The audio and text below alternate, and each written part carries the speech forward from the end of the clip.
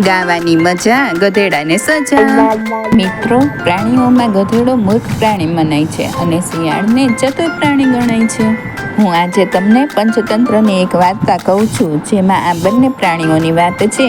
કુંભારનો એક ગધેડો આખો દિવસ કામ કરીને થાકી જતો. સાંજના સમયે આઝાદ થઈને ફરતો, ખાતો ને મજા કરતો. એને મનમાં વિચાર આવતો કે મારો કોઈ મિત્ર હોય તો કેવું સારું. એક દિવસ એક શિયાળ જંગલમાંથી નીકળીને ખેતર તરફ આવી ગયું. સામે ગધેડાને ચરતો જોયો. એના મનમાં પણ કોઈને મિત્ર બનાવવાની ઈચ્છા થઈ. તેણે ગધેડાને મિત્ર બનાવવાનું વિચાર્યું. શિયાળે ગધેડા પાસે જઈને કહ્યું, કેમ છે મિત્ર, મજામાં? ગધેડો આશ્ચર્યચકિત થઈને વિચારવા લાગ્યો, મારી ખબર પૂછનાર વળી અહીં કોણ હોઈ શકે? ત્યાં શિયાળ બોલ્યું, શું વિચારો છો ગધેડા ભાઈ? શું મારા મિત્ર નહીં બનો? ગધેડાએ કહ્યું, કેમ નહીં, હું પણ એક મિત્રની શોધમાં છું. આમ બંને રોજ મળવા લાગ્યા અને મિત્રો બની ગયા.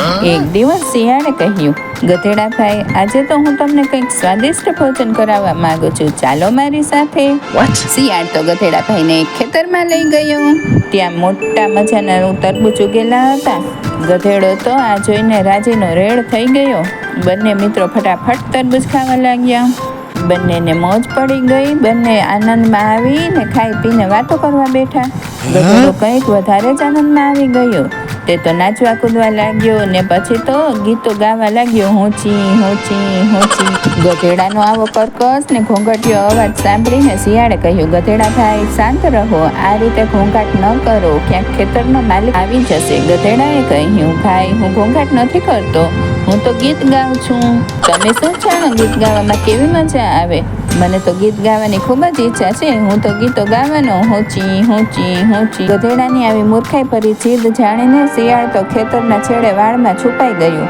ગધેડો તો એની ધૂનમાં ગીતો ગાતો રહ્યો, ઊંચી ઊંચી ઊંચી.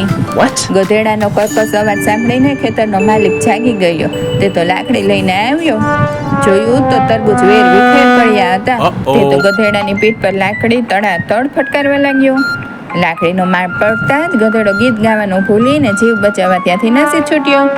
લાકડીના મારને કારણે ગધેડાના શરીર ઉપર અનેક જગ્યાએથી લોહી નીકળવા લાગ્યું.